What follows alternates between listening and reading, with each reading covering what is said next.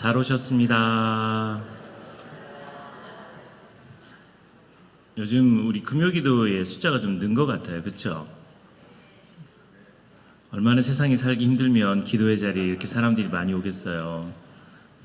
여러분, 목사는 안 나오던 사람이 새벽기도 나오면 가슴이 철렁합니다.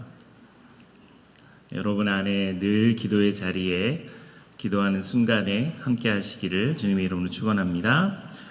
어떤 목사님이 이민교회를 맡게 됐습니다. 근데 그 교회는 작은 교회였는데 두 패로 나누어서 갈등하고 싸우는 교회였어요. 이 목사님이 기도하면서 성도들을 회개시켜야 되겠다는 생각이 들어서 회개에 관련된 말씀을 전하게 됩니다. 근데 말씀을 전하는 내내 성도들의 얼굴 표정이 굉장히 밝은 거예요. 그래서 이상하다는 생각을 했지만 목사님 말씀을 전하셨어요. 그리고 난 다음에 성도들이 우리 교회처럼 목사님 은혜 받았습니다, 목사님 오늘 말씀 너무 좋았습니다 이렇게 칭찬하면서 목사님께 했던 말이 뭐냐면, 목사님 정말 저 사람들은 회개해야 돼요, 그 얘기를 하더라는 거예요. 그러니까 얼마나 이 설교를 들으면서도 야, 이 말씀은 우리 남편이 들어야 되는, 이 말씀은 우리 아이가 들어야 된다, 이 말씀은 그 인간이 들어야 하는데 라고 생각하는 경향이 우리 안에 있어요. 사실 다 떠나서요, 하나님의 말씀은 사실 주님이 나에게 주시는 말씀이니까 내가 들어야 되는 겁니다. 그것이 매우 중요한데도 불구하고 우리는 하나님의 말씀을 어떤 대상을 특정해서 말씀을 전한다고 느낄 때가 많은 거죠. 설교자들은 하나님 말씀을 증거할 때 대상들을 생각하긴 하지만 그럼에도 불구하고 하나님 주신 마음을 따라 말씀을 전할 때 어떤 사람을 표적으로 그 사람을 겨냥해서 말씀을 전하는 게 아니라 주님이 주신 마음을 따라 말씀을 전하기 때문에 저와 여러분이 하나님이 나에게 주신 말씀이라고 의지하고 그 말씀을 들었으면 좋겠습니다. 오늘 야고보서 이 말씀은 믿음보다 행함을 더 강조하는, 그러니까 행함을 더 강조하고 삶과 실천을 더 강조하는 복음이 담겨 있어요. 그런데 여러분, 우리가 잘못하면 행함만 강조할 수 있어요. 그러나 절대 그렇지 않습니다. 믿음이 없다면 행함도 없어요. 사도 바울이 말하는 믿음, 그러니까 사도 바울이 로마서에서 말씀하고 있는 믿음은 원래 믿지 않는 이방인들, 그러니까 로마의 크리스찬들을 대상으로 해서 말씀을 전하는 거죠. 근데 야고보는 이미 믿고 있는 유대인들, 유대인 크리스천을 대상으로, 대상이 다릅니다. 그래서 바울이 쓴 로마서는 예수를 믿으려면 우리가 무엇을 해서가 아니라 오직 하나님의 은혜로 믿음으로 말미암아 그분께 나아갈 수 있다라는 걸 강조하는 거예요. 왜냐하면 그들은 이방인이고 하나님을 믿는 사람이 아니기 때문에. 근데 야고보 사도가 쓴 야고보서는 이미 하나님을 믿는 사람을 대상으로 이 말씀을 전하기 때문에 당신이 예수를 믿었다고 하면서 어떻게 그렇게 살 수 있습니까? 라고 하는 메시지로 도전하고 있는 거예요. 어쩌면 야고보서가 우리에게 훨씬 더 와닿을 수 있어요. 왜냐하면 여러분이 예수를 믿고 하나님의 사람에도 불구하고 어떻게 우리는 그 믿음이라고 하는 전제를 깔고 살면서도 그렇게 잘못 행동할 수 있는가라고 하는 부분을 우리에게 강조하기 때문에 그렇습니다. 특별히 말씀이 살아있는 성도들, 말씀으로 살아가야 하는 성도들에게 도전하는 말씀이 오늘 본문 말씀입니다. 하나님이 천지를 창조하실 때 무엇으로 창조하셨죠? 말씀으로 창조하셨어요. 야고보서에도 우리들은 이미 말씀으로 태어난 존재라고 설명하고 있습니다. 18절 하반절 말씀에 보면 자기의 뜻을 따라 진리의 말씀으로 우리를 낳으셨느니라 이렇게 되어 있어요. 말씀으로 거듭난 존재, 새롭게 태어난 존재, 하나님의 말씀으로 살아갈 수밖에 없는 존재, 그게 우리들이에요. 그래서 여러분, 우리 성도들은 하나님의 말씀을 벗어나서 살 수 없어요. 우리는 성경이 틀리지 않았다, 이 하나님의 말씀이 틀리지 않은 절대적인 진리다라는 걸 믿죠. 아멘이시죠? 이 성경 말씀은 물론 이제 히브리어, 헬라어 성경을 말하고 번역하는 과정에서 오류가 있을 수 있지만 이 말씀 자체가 하나님의 말씀이고 여기에는 틀리지 않다라는 걸 믿는 믿음을 갖고 있습니다. 그런데 타 교단에 계신 목사님들 중에 성경을 반절만 믿는 분들이 계세요. 그리스도의 신비나 이런 것들은 신화처럼 여기고 그리고 말씀도 좋은 말씀만 구별해서 설교하는 분들이 계세요. 그래서 한 교단의 목사님이 저에게 그런 얘기 하더라고요. 나는 합동층 목사들이 참 부러워. 왜냐하면 합동층 목사들은 오로지 말씀이 하나님의 말씀으로 믿고 그것을 가르치기 때문에 부럽다라는 거예요. 당신네들은 100% 하나님의 말씀을 믿고 가르치는데 우리는 한 50%만 믿고 설교를 하니 설교할 때 힘이 약하다는 거죠. 그건 뭐예요 그러면? 100% 믿는 믿음 안에 하나님의 말씀을 제대로 연구하고 그렇게 해서 진짜 이 말씀을 믿고 실천하고 이렇게 가야 되는데 그냥 빡빡 우기기만 하는 경우가 합동치기는 더 많아요. 그냥 이거 왜 그런지를 설명을 못하고 논리적으로 반박을 못하고 변증을 못하고 그냥 하나님 말씀이 그러니까 막 빡빡빡 밀기만 하는 경우가 또 많아요. 이게 살짝 반절반절인 것 같아요. 여러분 그분이 50% 믿는 그분이요 우리보다 훨씬 공부 많이 합니다. 총신보다 훨씬 공부 많이 해요. 성경을 더 많이 연구합니다. 모세 오경은 모세가 쓴 게 아니라는 것을 철저하게 공부해서 그들은 논리적으로 펼칠 수 있어요. 근데 우리는 공부도 안 하면서 믿기만 잘해요. 그냥 믿어요. 아멘. 여러분처럼 아멘. 제가 너무 죄송한 건 사과드리고 싶은 거는 도대체 노지훈 목사님 앞에서 아멘을 해야 되는지 아멘을 하지 말아야 되는 건지 헷갈린다는 분들이 계세요. 분별력이 필요합니다. 진짜 우리가 그냥 무식하게 성경을 그냥 믿는 거, 이 믿음도 사실은 필요해요. 예전에는 필요했어요. 근데요, 하나님의 말씀이 왜 하나님의 말씀인지 제대로 이해하고 가르치고 설명할 수 있어야 돼요. 그렇지 않으면 그냥 무모하게 성경을 그냥 믿습니다. 좀 그게 좋은 신앙 같지는 않아요.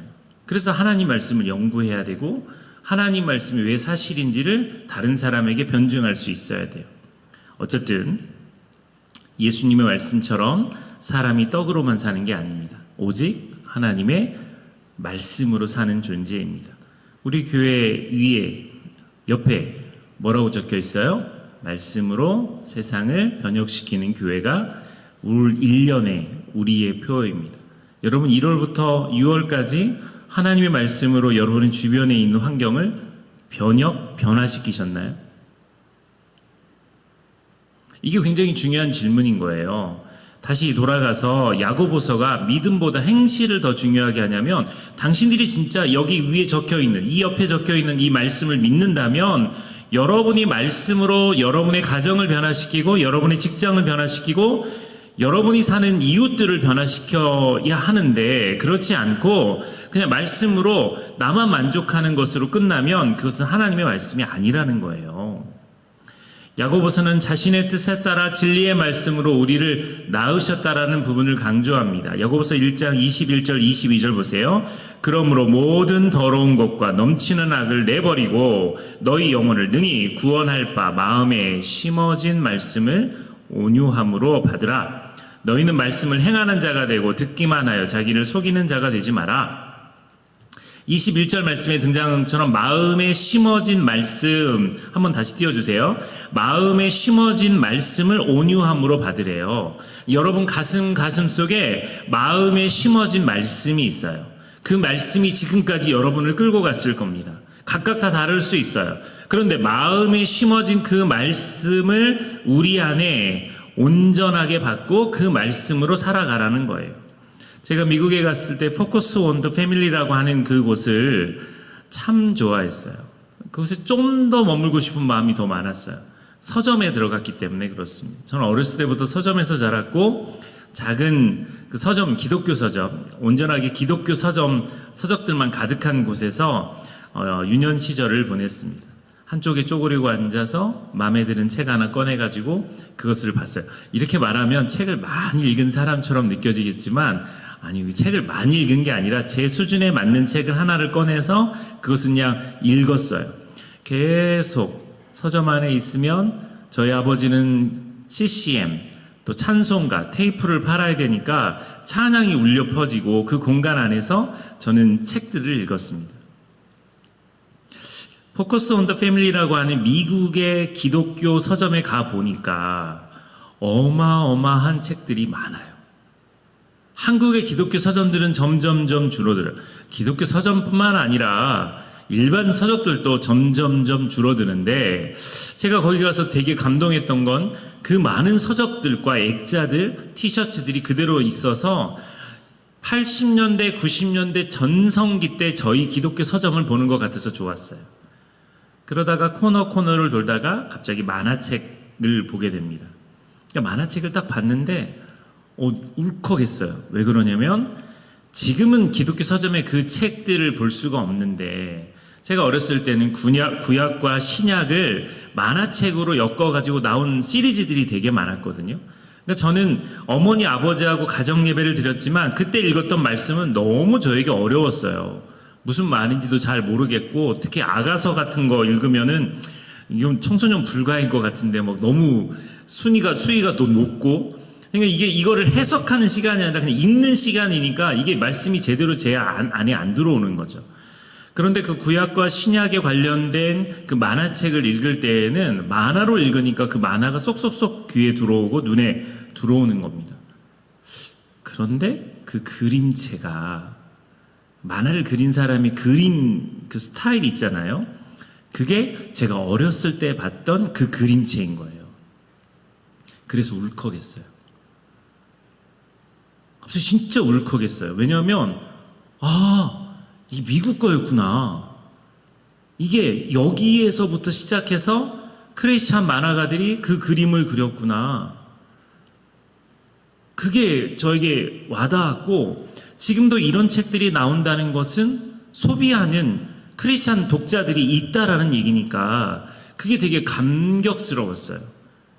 지금은 대한민국 안에 기독교 출판물, 기독교 서적 이런 것들이 점점점 사라집니다. 예전에는요, 여름 성경학교 할 때 티셔츠 같은 거 참 많이 구입해서 입었어요. 그 티셔츠에는 정말 강력한 복음이 그대로 있었어요.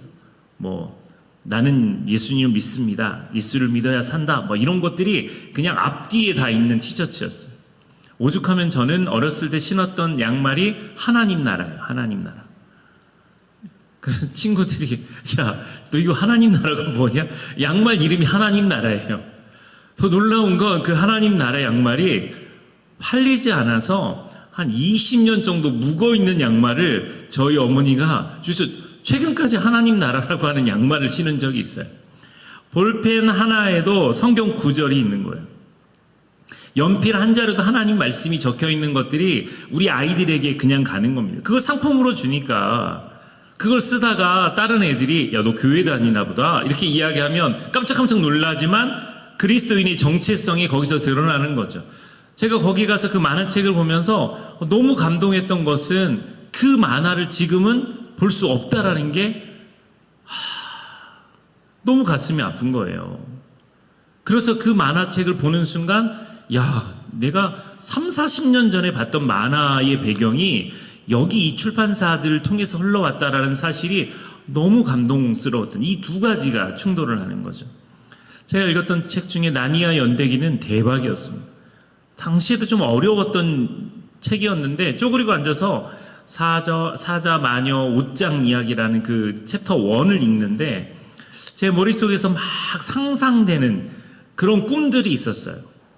저는 저희 서점을 통해서 계속해서 하나님의 말씀이 제 안에 심겨진 걸 느낄 수 있었던 거죠. 한때는 저희 아버지께서 천국과 지옥에 관련된 간증 테이프를 정말 계속 들어놓으셨어요. 막 지옥 간 사람이 지옥에 갔더니 봤던 것들, 이런 얘기하는 얘기들이 막 제 눈에 선명하게 보일 정도로 설명되어 있는 걸 들으니까 그런 걸 권하지는 않지만, 야, 지옥은 진짜 있나 보다. 천국은 정말 있나 보다. 이게 세뇌되듯이 제 안에 들어온 겁니다. 여러분, 유대인들의 아이들은요, TV나 스마트폰 보여주지 않습니다. 아이들이 책을 가지고 놀게 합니다. 책을 읽으라는 게 아니라 그 책을 쌓아서 블록을 만들고 그 책을 찢어서 여러 가지 모양을 만들어서 비행기를 날리든지 뭐하든지 책과 가까이 지내도록 계속해서 만들어요. 그런데 지금 우리 아이들은 책이 멉니다. 책을 읽지도 않아요. 책이라고 하면 학교에서 쓰는 교과서나 또 참고서 정도만 아이들이 보지 하나님의 말씀에 대한 게 없어요. 우리 성도들도 마찬가지입니다. 기독교 서적을 읽은 지 너무 오래됐어요. 정말 오래됐어요. 그러니까 책이라는 걸 잘 읽지 않아요. 성경 그럼 많이 읽는가? 아니요, 성경도 잘 읽지 않아요. 유튜브를 통해서 유명한 목사님의 설교를 듣기는 하지만 하나님의 말씀이 우리 안에 없는 거죠. 그래서 여름 사역은 중요한 거예요. 아이들에게 하나님의 말씀을 증거할 수 있는 아주 중요한 시기이기 때문에 말씀을 전하고 아이들이 새겨진 문장을 보면서 가슴에 새기는 겁니다. 다시 야고보서 1장 19절 말씀으로 돌아오면 내 사랑하는 형제들아 너희가 알지니 사람마다 듣기는 속히 하고 말하기는 더디하며 성내기도 더디하라. 여기서 듣기는 속히 하라고 하는 이 말씀은 하나님의 말씀을 말합니다. 우리 안에 하나님의 말씀이 심겨지는 것은 듣는 거에서부터 시작하는 거죠. 21절에는 그러므로 모든 더러운 것 넘치는 악을 내버리고 너희 영혼을 능히 구원할 바 마음에 심어진 말씀을 온유함으로 받으라 라고 되어 있어요. 우리의 마음에 하나님의 말씀이 심겨져야 돼요. 여러분, 하나님의 말씀이 제대로 심겨지면 30배, 60배, 100배의 열매를 얻습니다. 마음에 심겨진 말씀이 온유함으로 받으면 우리의 삶이 현재 고난 가운데 있어도 힘이 있습니다. 매일 이런저런 근심 속에 있어도 염려가 있어도 우리를 능히 구원하신 하나님 말씀을 신뢰하고 승리하며 나아갈 수 있는 것입니다. 야고보서 1장 19절 말씀에 내 사랑하는 형제들아 너희가 알지니 사람마다 듣기는 속히 하고 말하기는 더디하며 성내기도 더디하라. 듣기는 속히 잘 들으라는 말입니다. 열심히 들으라는 말씀입니다. 귀담아 들으라는 말씀이에요. 말하기를 좋아하는 사람은 자기 말, 자기 이야기들을 많이 하지만 여러분 그걸 주장하는 것이 아니라 하나님의 말씀을 듣는 겁니다. 여기 뒤에 이렇게 나와있죠. 더디하며 성내기도 더디하라. 말씀 띄워주세요. 말하기는 더디하며 성내기도 더디하라. 주일날 주차하다가 기분이 좀 상했어요. 기분이 나빠요. 성내는 마음이 내 안에 들어왔어요. 분노가 내 안에 들어오면 여러분 설교가 안 들립니다. 그래서 우리 교회는 주차팀들을 인상이 최고로 좋은 분들, 얼굴이 잘생긴 분들로 배치했어요. 느끼시나요, 여러분? 인상이 좋아요. 봉을 흔들면서도 이렇게 확 웃으면서 하시는 분들. 왜냐하면 교회에 올 때 주차 자리가 없거나 좀 주차하다가 시비가 걸리거나 사고가 날 뻔하거나 그러면 이 자리에 앉아 있어도 말씀이 들리지 않는 거예요. 그리고 가족들과 기분이 상하면 앉아 있어도 말씀이 들리지 않아요. 진짜 빨리 가자니까. 정말 애들 정말 놓고 올 수도 없고 이놈의 새끼들. 이 강아지들을 만나고 막 이렇게 마음에 금방. 그러니까 주일날은 최선을 다해서 컨디션 조절을 하고 좀 더 일찍 나오면서 그 감정들을 다스려야 돼요. 그게 안 되면 이 성냄이 마음에 가득하면 말씀이 들어오지 않아요. 야고보서 1장 21절에 그러므로 모든 더러운 것과 넘치는 악을 내버리고 너희 귀에 더러운 것과 악한 것을 내어버리고 너희 귀에 더러운 것, 이것이 헬라어로 뭐냐면 귓밥입니다. 귓밥. 여러분 최근에 귀 언제 파셨어요? 저희 움직이는 교회 스텝 중에 진짜 징그럽게 말 안 듣는 사람 한 사람 있어요. 내년쯤에 저희 교회 여자 선교사님으로 오실 분인데 김민아 선교사님, 이분이 진짜 자기 주장도 강하고 말을 무진장 안 들어요. 근데 어느 날 이분이 저희 줌으로 예배를 드리면서 그런 얘기를 하는 거예요. 자기가 귀가 좀 안 들려가지고 말귀를 잘 못 알아듣고 사오정처럼 행동하길래 귀에 무슨 문제가 있는 것 같다 해서 이분의과를 갔더니 귓밥이 꽉 막혀가지고 의사가 자기 생애에 이렇게 큰 귓밥은 처음 본다고 그러면서 그거를 빼서 이렇게 보여주는데 어마어마하더라는 거예요. 근데 이 여자분이 부끄러워해야 되는데 우와 이게 제 귀에서 나왔어요? 그러면서 사진을 찍으려고 그러니까 의사 선생님이 뭐라고 이거 사진을 찍냐고 버리더래요. 이해가 됐어요. 이분이 말을 못 알아듣는 게 귀밥의 문제구나. 그러니까 오늘 본문에도 이야기하잖아요. 너희 귀에 더러운 것을 빼라고.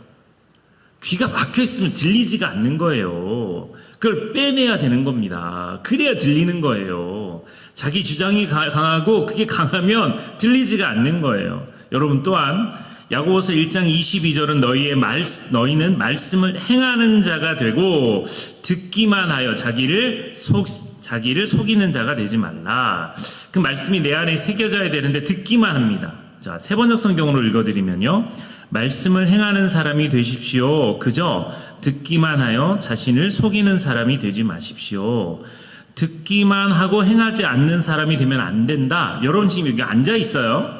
앉아 있는데 여러분의 태도가 뭐냐면 오늘 목사님 재밌네. 오늘은 나한테 맞는 말씀이네.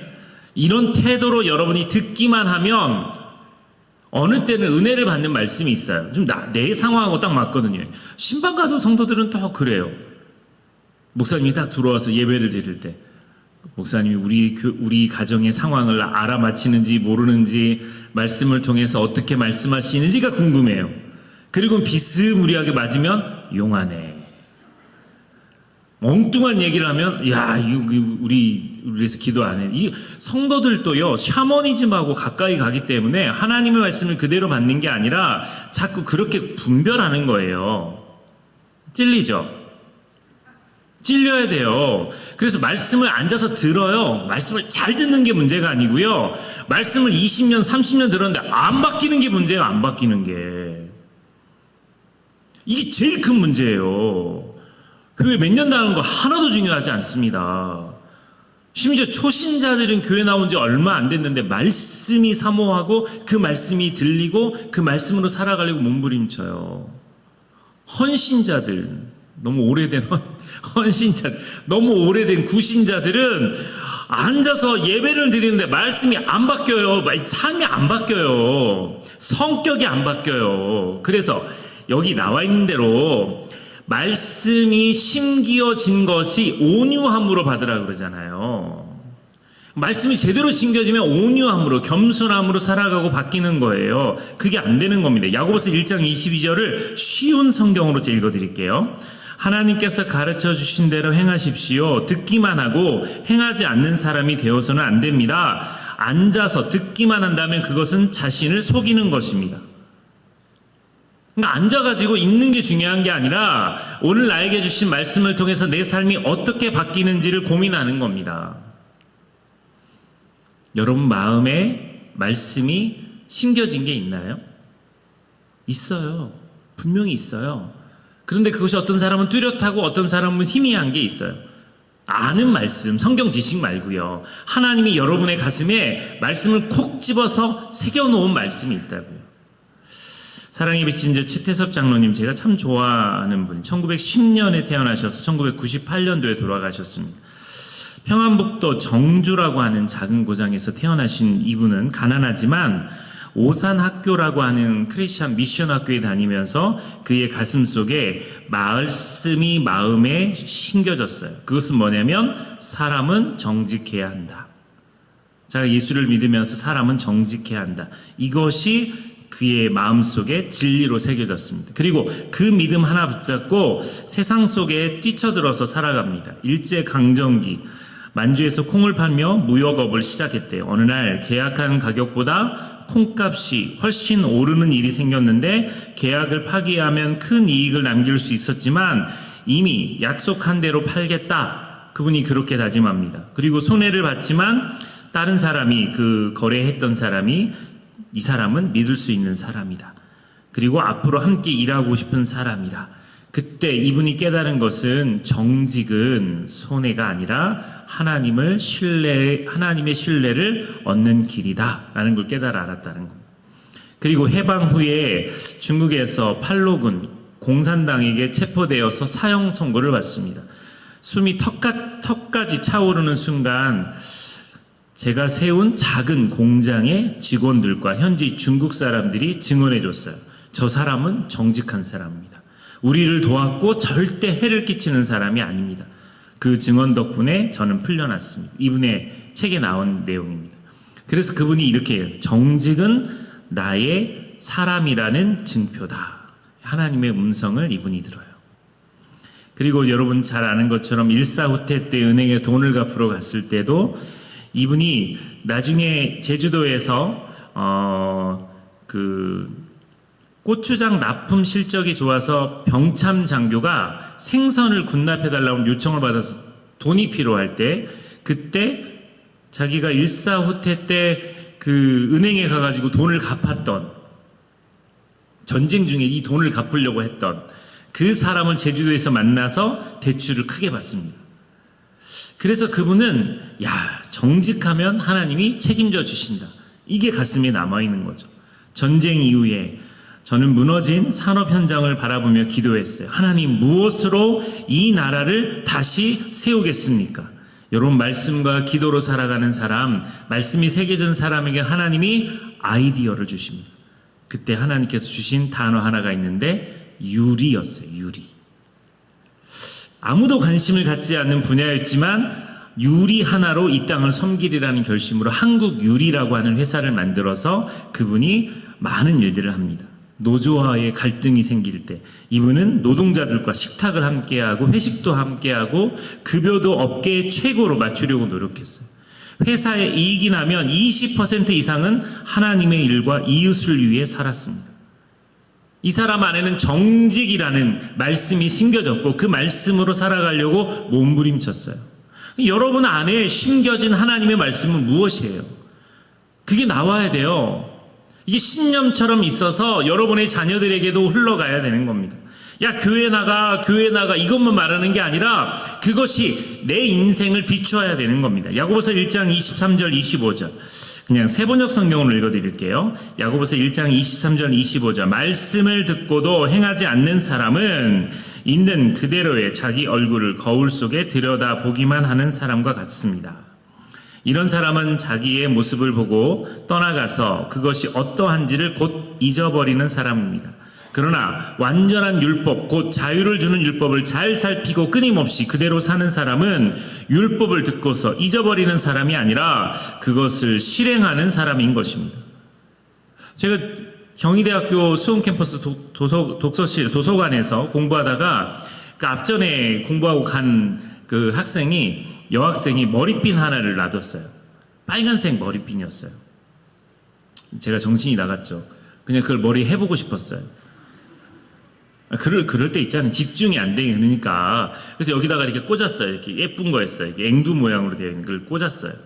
그리고는 제가 이제 그것을 이제 이렇게 거울로 이렇게 보고, 잘 어울리는데, 그러면서 이게 똑딱이니까 똑딱 하면서 하다가 잊어버린 거예요. 그리고는 그 캠퍼스를 돌아다니기 시작했어요.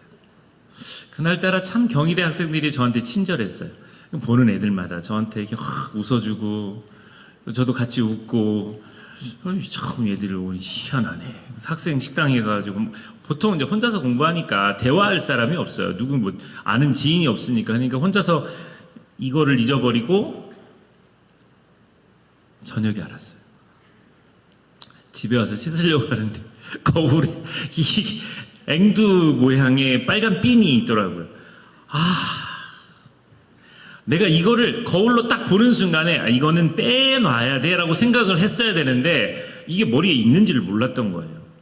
여러분, 이런 분들 계세요? 고춧가루가 이빨에 끼었어요. 자주 끼잖아요. 그거 거울로 이렇게 봤어요. 그리고 난 다음에 예쁜데? 이게 오늘 내 시그니처야. 그리고 돌아다니는 사람이 있어요? 없죠.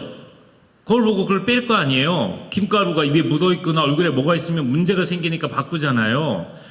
하나님의 말씀이 우리를 비추는데 그것이 내 안에 비추지 않은 거예요. 내가 안 바뀌는 겁니다. 나의 연약함, 나의 교만함, 나의 어리석음, 이기심, 그것을 고치려고 몸부림치는 것, 그것이 말씀으로 살아가려고 애쓰는 사람의 태도인 거예요.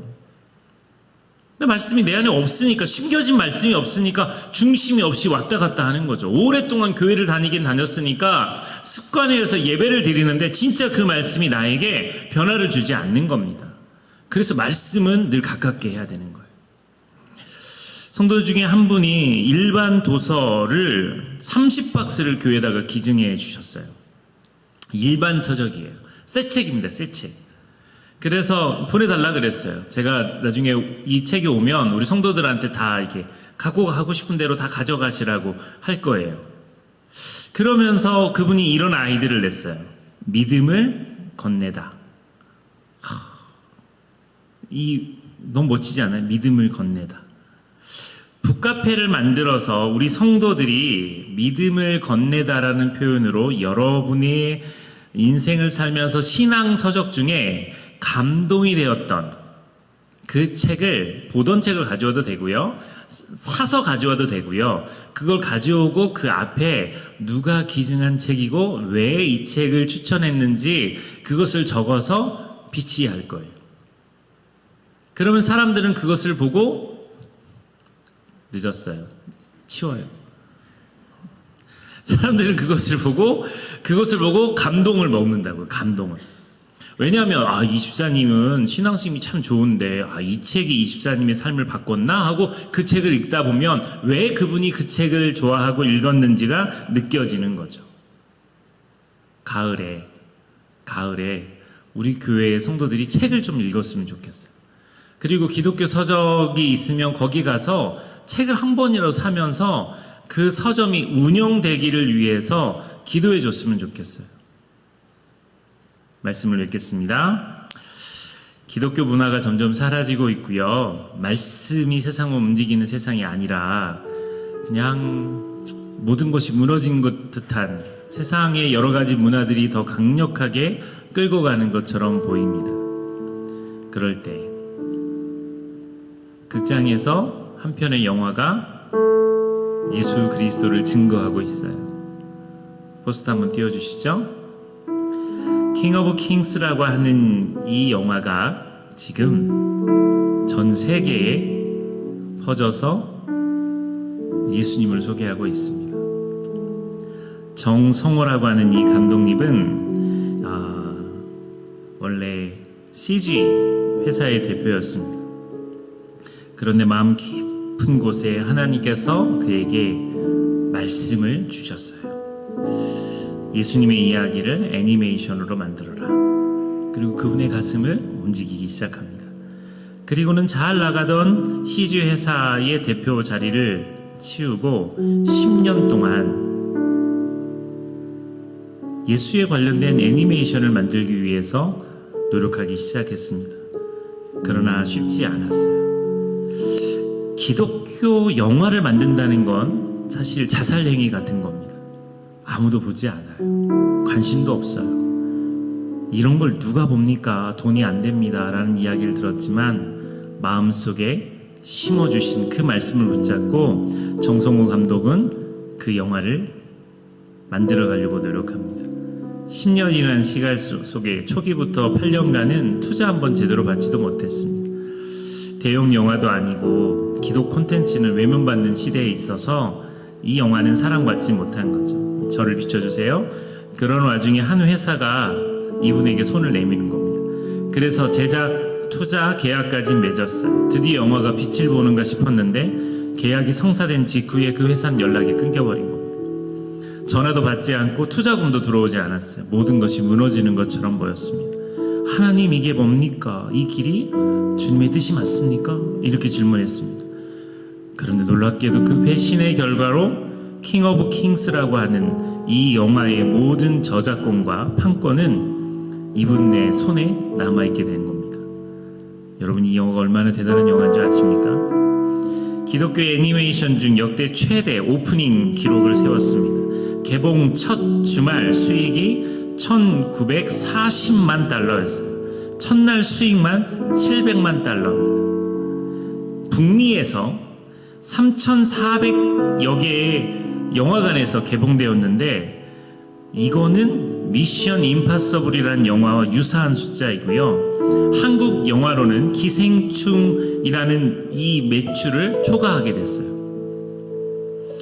정말 관객 평점이 97%가 나왔어요. 아주 뜨거운 겁니다.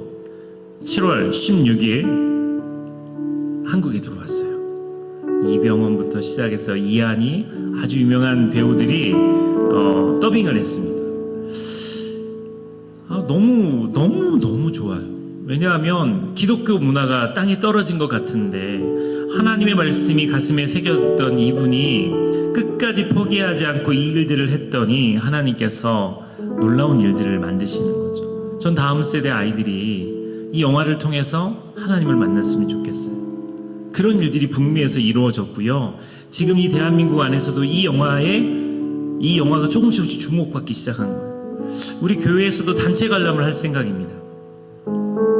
이 영화를 같이 보면서 정말 박스 오피스 2위예요. 지금 1위로 올랐을 수 있어요. 6,800만 달러를 흥행했고 아마 지금은 훨씬 더 많이 벌었을 겁니다. 그런데 이 감독이 하는 말이 한두 번은 우연이라고 말할 수 있겠지만 10년 동안 한치의 오차 없이 이루어진 이 모든 일은 분명 하나님의 손이었습니다. 하나님은 저라는 사람을 다듬고 계셨습니다. 모든 고난과 침묵의 시간, 투자자들의 외면 계약의 파기, 혼자 남겨진 새벽의 작업실까지 이 모든 것은 하나님의 계획이었습니다. 그래서 저는 이제 확신합니다.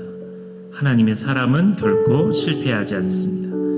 하나님이 시작하신 일은 반드시 완성됩니다. 지금 여러분의 삶에 이해할 수 없는 고난이 있다면 기도는 하고 있지만 아무 일도 일어나지 않는 것 같다면 기억하십시오. 하나님은 아무 일도 없을 때 가장 깊이 일하고 계십니다. 길이 막혀 있을지라도 하늘은 열려 있습니다. 기대가 돼요. 그리고 소망이 있어요. 말씀으로 세상을 변화시키려고 하는 우리 교회에 우리가 말씀으로 씨앗을 심으면 반드시 하나님께서 놀랍게 역사하실 줄 믿습니다. 우리 오늘 눈물로 이 찬양을 같이 부르면서 우리 하나님께 나아가도록 하겠습니다.